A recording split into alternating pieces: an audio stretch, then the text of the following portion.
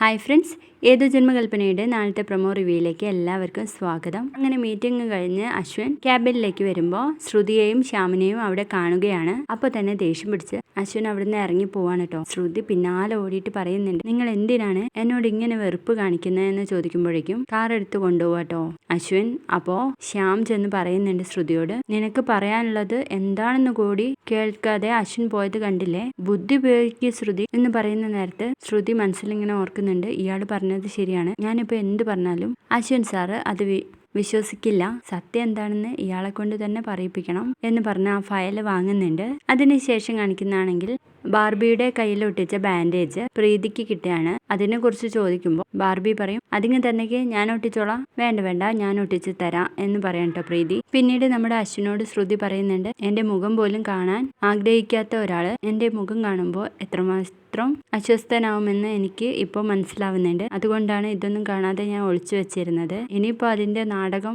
നടത്തേണ്ട ആവശ്യമൊന്നുമില്ലല്ലോ എന്ന് പറഞ്ഞ അശ്വിനോട് സംസാരിക്കുന്ന ഒരു അടിപൊളി പ്രമോ ആണ് കാണിച്ചിരുന്നത്. വീഡിയോ ഇഷ്ടപ്പെട്ടാൽ ലൈക്ക് ചെയ്യണേ.